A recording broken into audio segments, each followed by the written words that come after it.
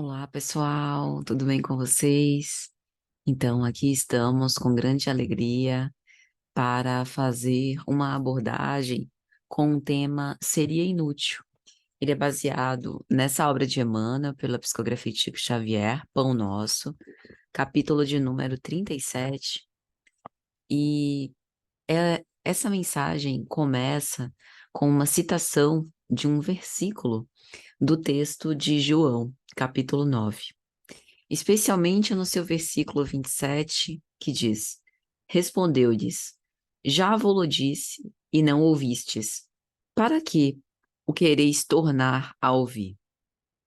Essa frase foi proferida pelo cego de nascença.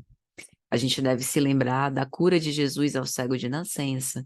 E os discípulos perguntaram ao Cristo quem havia pecado, ele ou os pais, para que houvesse sido nascido cego. E Jesus explica que nem ele nem os pais, mas assim ocorreu para que fossem manifestados nele os poderes de Deus. E depois dessa cura, o cego de nascença se apresenta no templo e é interrogado pelos judeus, que fazem repetidas perguntas, no interrogatório mesmo, com respeito a o que aconteceu, porque a cura foi feita num sábado, o que aconteceu, porque o sábado, quem foi que curou. Os pais também são interpelados e dizem: olha, ele já é adulto, então perguntem a ele. E o texto de João, nesse capítulo 9, é todo falando sobre o transcorrer desse pós-cura do cego de nascença. E depois das perguntas repetidas, né, tem uma parte do texto que está no versículo 24, que é bem interessante, que vai falar assim: Chamaram, pois, o cego de nascença pela segunda vez e disseram-lhe: Dá glória a Deus, nós sabemos que esse homem é pecador, referindo-se à reputação do Cristo. Como se dissesse, ó, você se curou, mas quem operou essa cura não tem uma boa procedência, uma boa intenção, não é um servo de Deus. E o cego de nascença responde: Se é pecador, eu não sei. Mas uma coisa eu sei: eu era cego e agora eu vejo. E essa resposta, ela é bem interessante porque elucida que muitas vezes as pessoas, genericamente falando, se preocupam com a vida alheia, com as decisões, com os comportamentos, né? Com as apostas, com os desejos, enfim, com aquilo que se faz em privado, mas pouco dá valor ao fato concreto, ao efeito daquele comportamento, né? Ah, fez a caridade, mas foi só para se exibir em redes sociais. Ah, tá fazendo isso por fulano, mas é só por interesse. Mas o mais substancial que deveria ser observado é o ato. Mesmo porque a intenção, por vezes, nos escapa, né? Essa intenção, ela é sondável por Deus.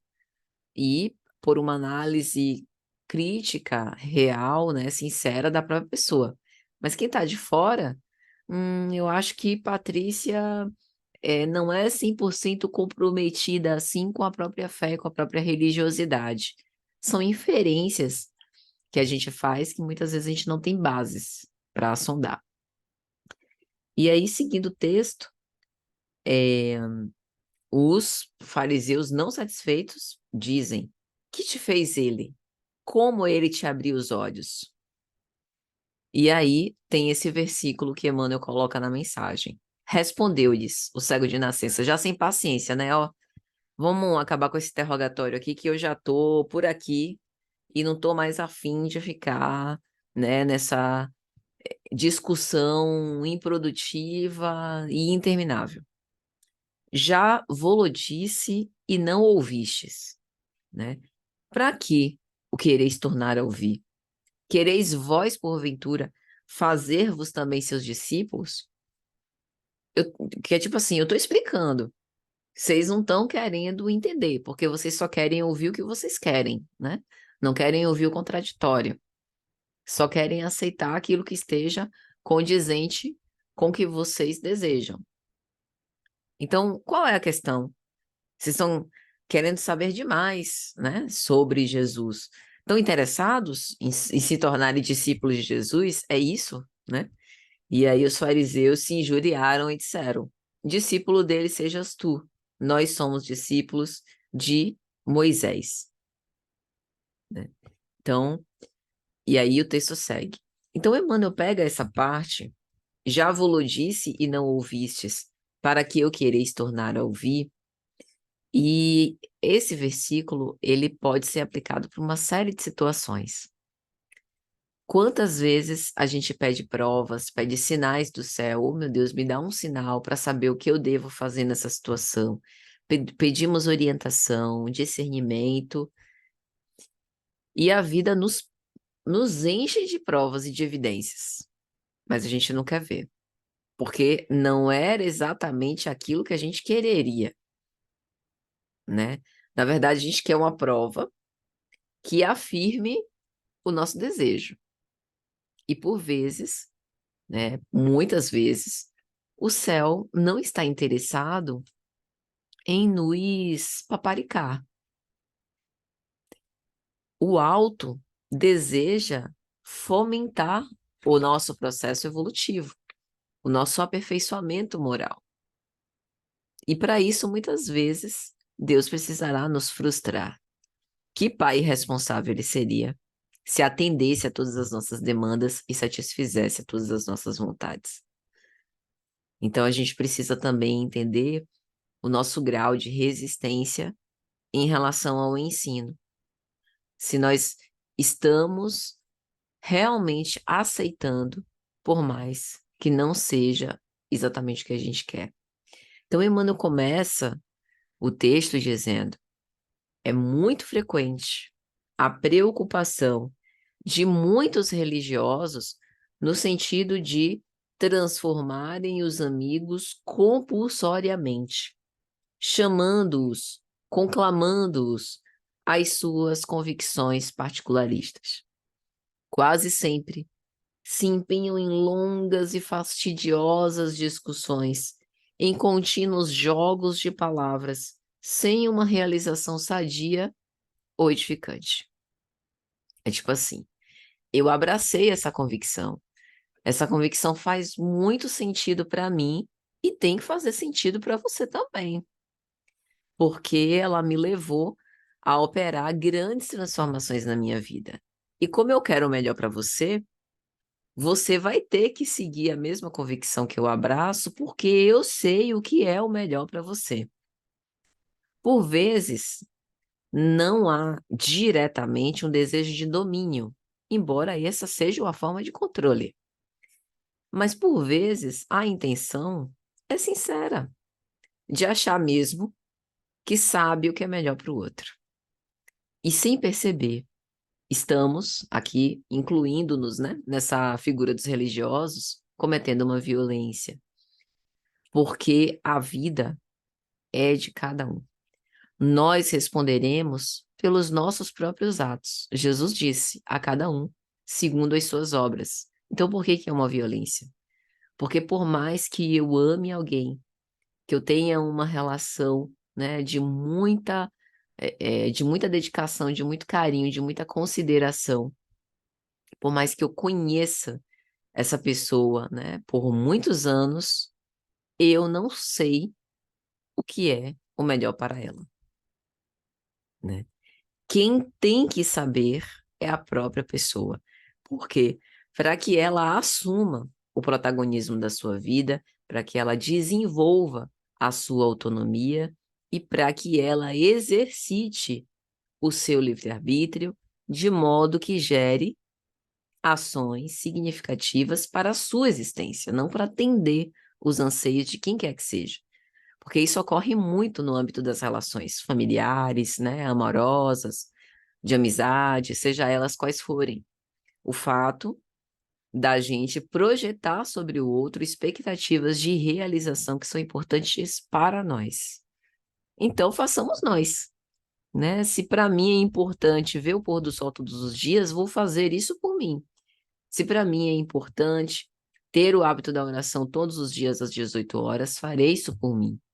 E posso também orar pelas pessoas que amo, desejando que elas também despertem para aquilo que seja o melhor para elas.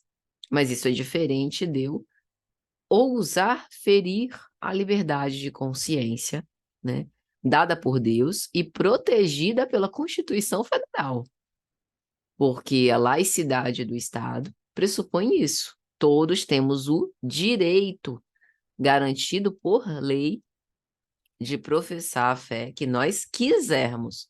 Nem o Estado deve intervir nisso, né? Nem ninguém deve intervir nisso. E essa transformação compulsória, por conta de convicções particulares, faz parte dessa visão estreita que a gente tem.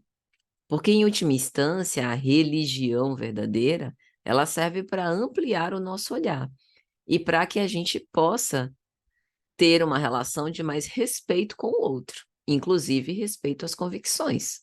Uma coisa é, numa conversa, eu expor o meu ponto de vista, me abrir para que o outro exponha o seu ponto de vista, e ainda que esses pontos de vista diverjam, que eu tenha maturidade de perceber que isso não resvala no sentimento. Pessoas que se amam muito divergem. E que bom que é assim. Porque se é assim, há liberdade nessa relação para que cada um se posicione do melhor modo. Só que o que acontece? Por vezes a gente acha que isso não deveria acontecer, que está errado. E aí a gente se coloca em fastidiosas discussões, cansando o outro, em jogos de palavras, esquecendo aquilo que o apóstolo Tiago diz em uma de suas epístolas: a fé sem obras é morta.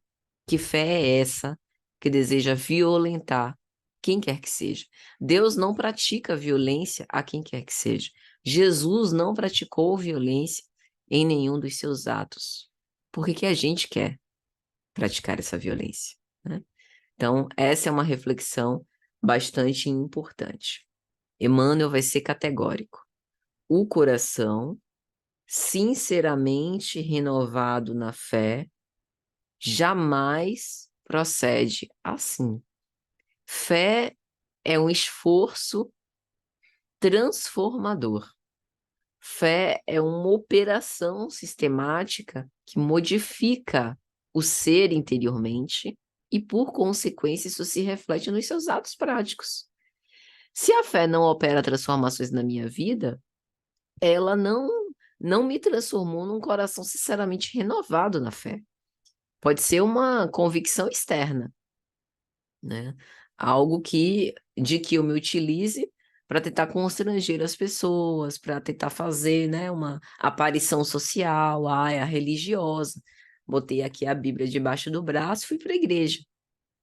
É uma mulher de Deus, coloco o crucifixo no pescoço e todo mundo me reconhece como cristã.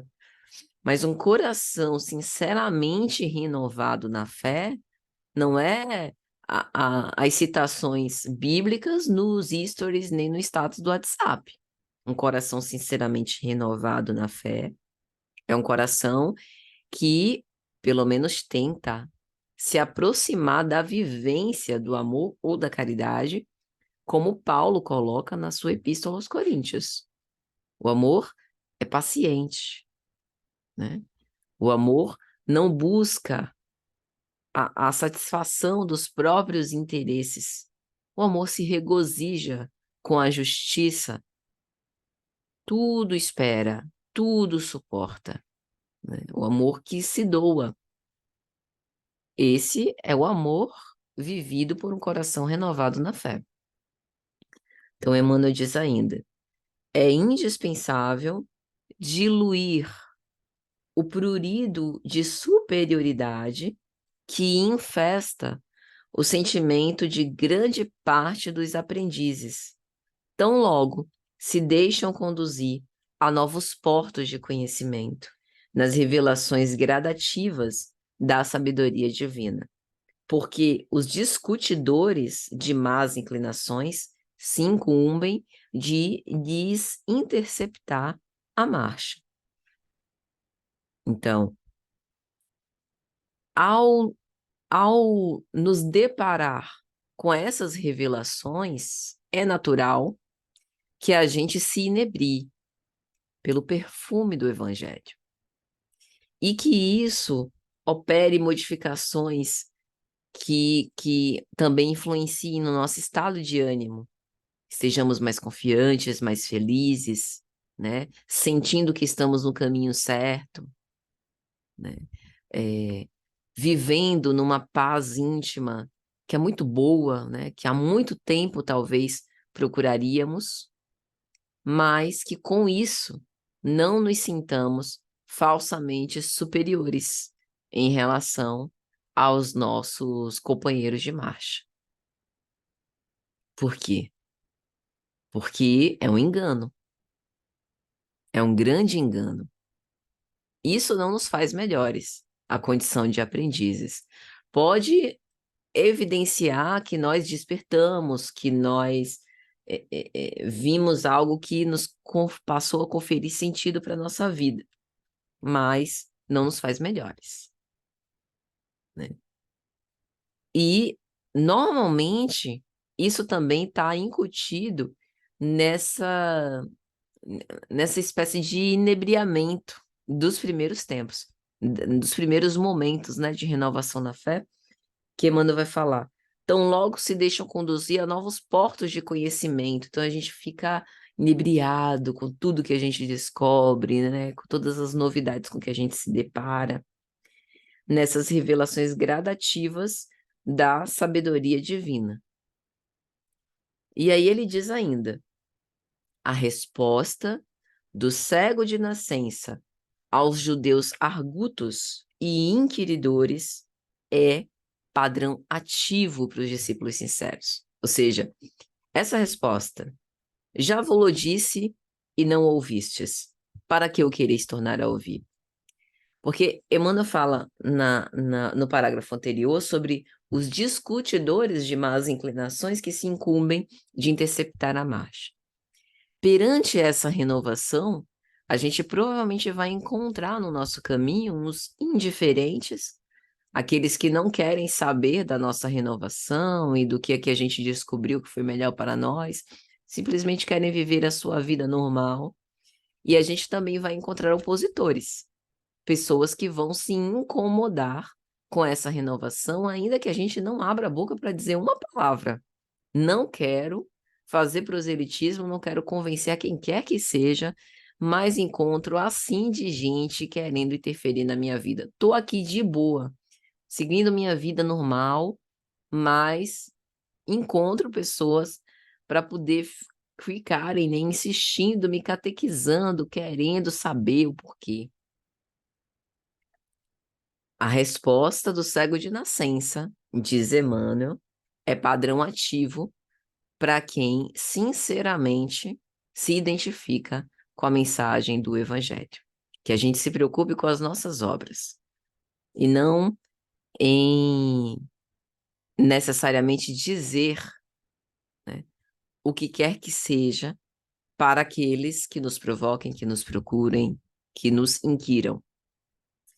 E aí ele diz: lógico que o seguidor de Jesus não negará um esclarecimento acerca do Mestre.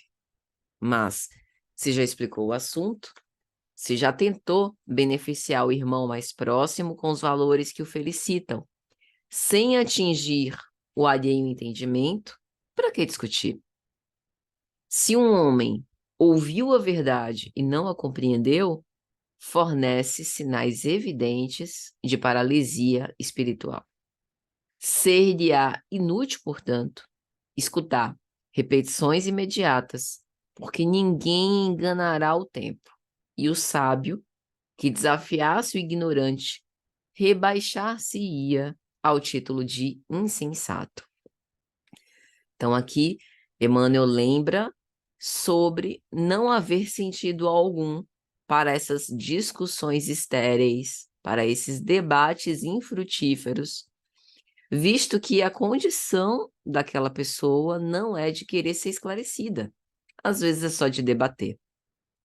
E isso Emmanuel está trazendo dentro do contexto religioso, mas se aplica a tantos outros contextos, né?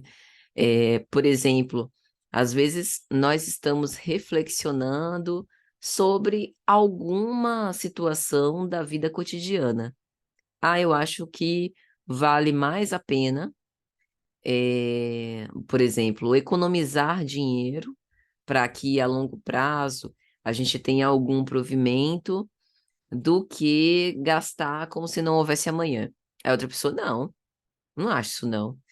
Porque o banco pode roubar o nosso dinheiro, porque o país pode quebrar a qualquer momento, porque a vida é agora, o tempo é presente. É a forma como cada um decide direcionar a própria vida, né? Então, eu acredito que talvez seja mais interessante que nós possamos estabelecer uma relação de individualidade e autonomia, mesmo a gente se relacionando, né, um com o outro. Então, lógico, nós estamos partilhando bons momentos juntos, né? Nós estamos numa parceria, numa cumplicidade, num convívio, mas eu também acho importante a gente ter o nosso próprio espaço, o nosso próprio tempo, as nossas coisas, a nossa individualidade. A outra pessoa, não acho isso não. Que eu acho que isso é um ponto de ruptura, de cisão, quando, a partir do ponto em que decidimos andarmos juntos, nos fundimos e nos tornamos um só. Não existe mais isso de eu ou você, agora somos nós, né? Não existe isso de individualidade. Isso é porque talvez você verdadeiramente não queira se relacionar com a outra pessoa. Veja a diferença de valor, a diferença de convicção influenciando aí numa relação, né? E se expõe o ponto de vista, mas por vezes não é apenas algo que seja explicável em palavras, é algo que precisa ser vivido. Então, por isso que Emmanuel está falando, né, do homem que ouve a verdade e não a compreende, não é problema de cognição, são sinais evidentes de paralisia espiritual. Paralisia espiritual no sentido de desenvolvimento da maturidade psicológica, da experiência da vida, de valor. É insensato, né? Um terceiro exemplo. Não porque tudo que eu falo, você rebate. Então, eu acho que talvez haja uma necessidade de melhorarmos, né, a nossa comunicação. Talvez seja importante operarmos mudanças para que nos tornemos menos refratários e mais maleáveis, mais abertos. Não acho isso não. Acho que a culpa é sua. Acho que você distorce tudo o que acontece e, na verdade, eu não preciso mudar. Eu já sou perfeito, né? Na verdade, o problema está em você. Se você mudar, né, tudo muda, que é essa forma de transferir a responsabilidade para o outro, não se implicar nessa mudança, né? Também é um sinal de paralisia. Aí, às vezes, a gente acha, não, mas essa pessoa não me entendeu ainda, então eu vou explicar de novo. E a gente quer convencer pelo discurso. Quero convencer que a outra pessoa está errada. Não funciona assim. Onde as palavras não têm mais ressonância, precisam ser privilegiados os atos.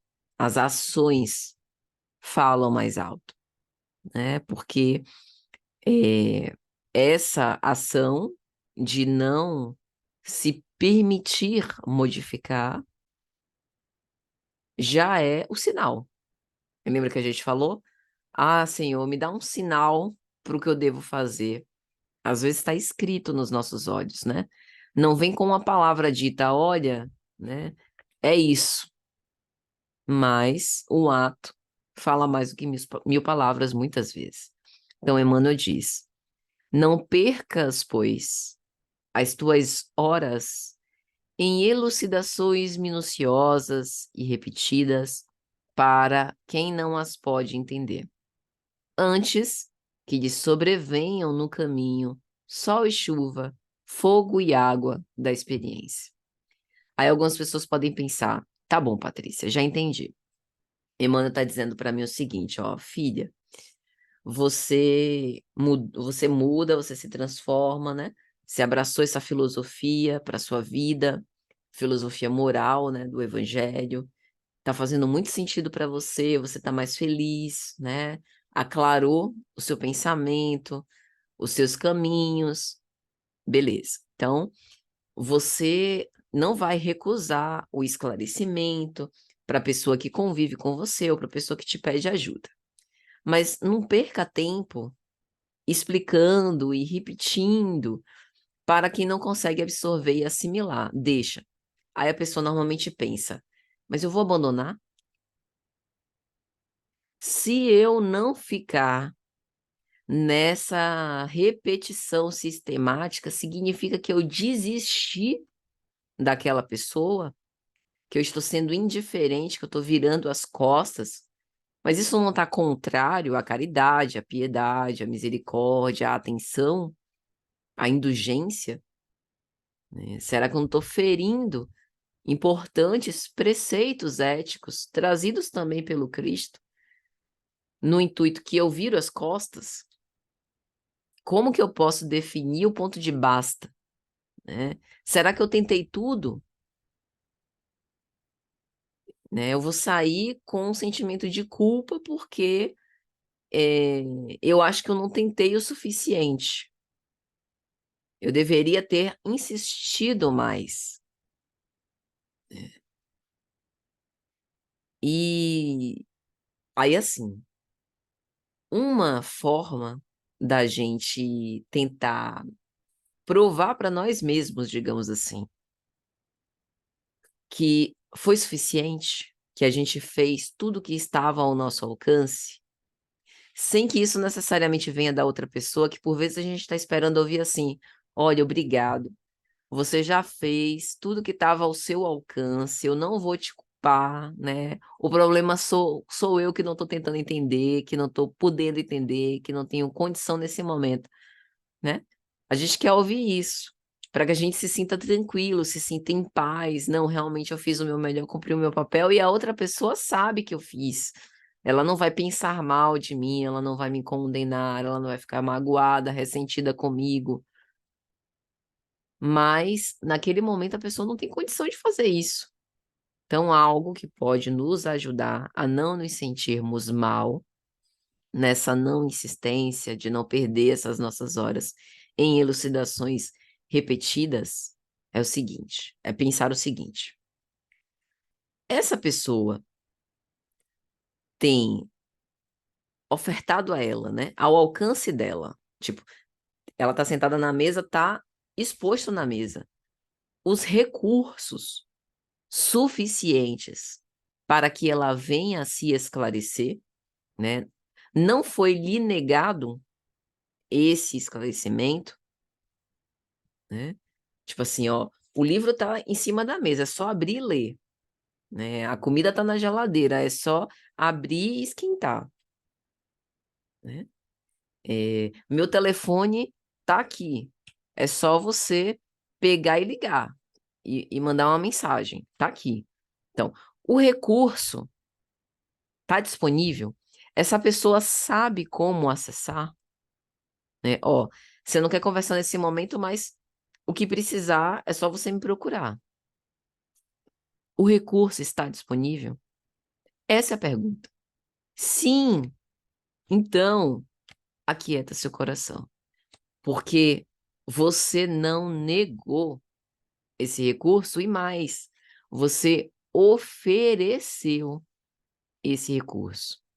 Então esse é o máximo, né? Observe que até Jesus, até Jesus ia até um determinado ponto. Ele não enveredava pelo desejo de ninguém. Eu sei o que é melhor para você. E olha que ele sabia. Se tem alguém que sabe o que é melhor para a gente, é Jesus. Mas ele jamais, né, submeteu o seu saber e o seu infinito amor a quem quer que fosse. Ele ia a um determinado ponto. E mesmo hoje, nós sabemos que nós temos o Cristo, mas somos nós que precisamos procurá-lo.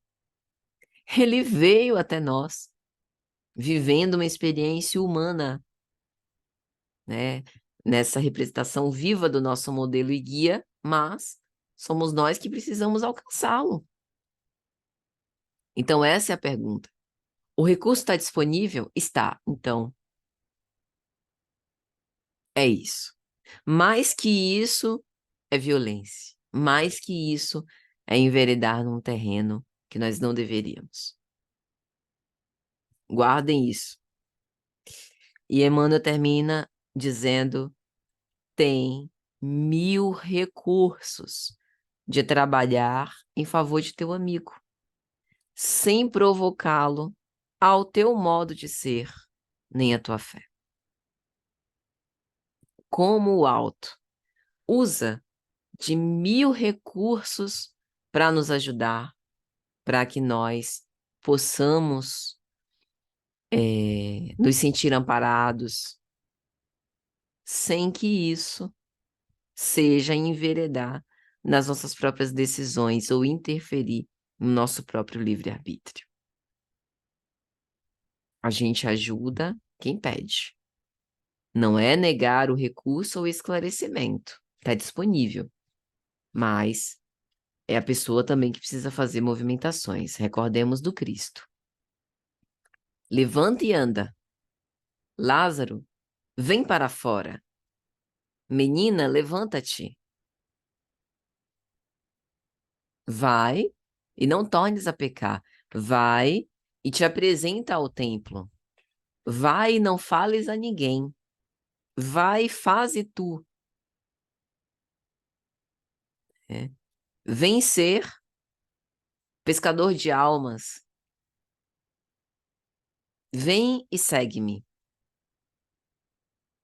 Olha o evocativo do Cristo. Sempre ao movimento. Eu tô aqui. Conta comigo. Mas eu também preciso do teu movimento. Eu vou até um ponto. Que queres que eu te faça? Que esperas de mim?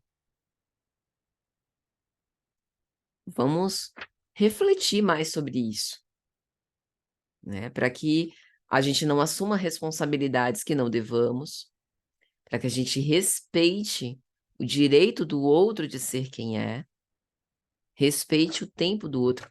Olha o que a Amanda está falando. Por vezes o outro não pode entender, mesmo nossas rogativas de amor e carinho, antes que lhe sobrevenham no caminho o sol e a chuva, o fogo e a água da experiência. A alternância dos climas, o tempo que passa, a experiência que se sucede, que nos convida à transformação.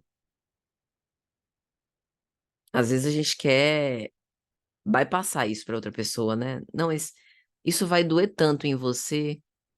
Vamos pular essa parte?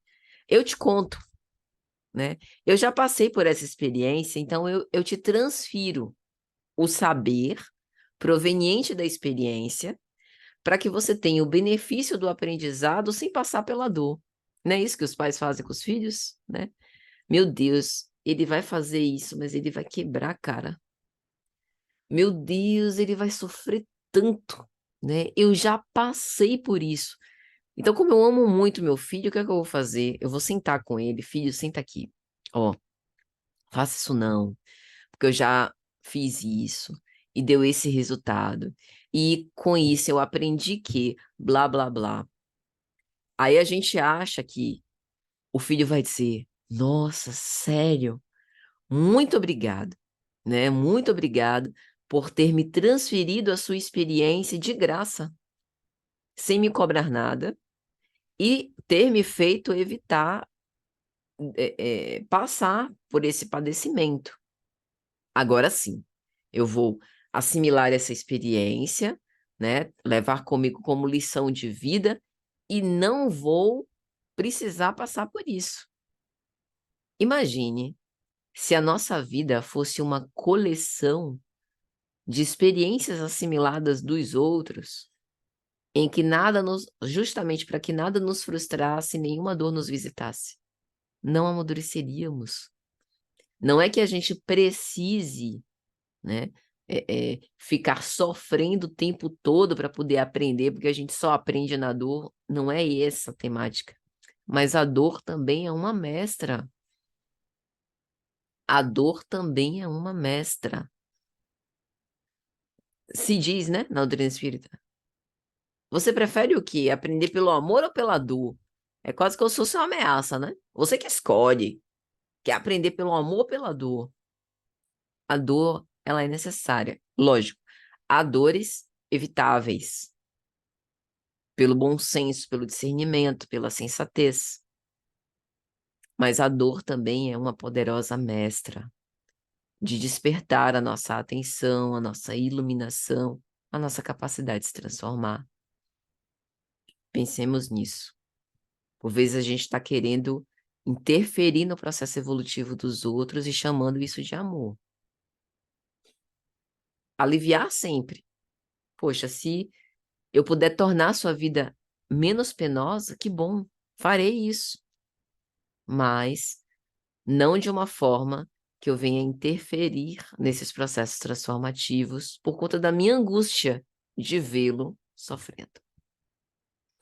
Então, meus amigos, espero que tenha sido de alguma sorte útil.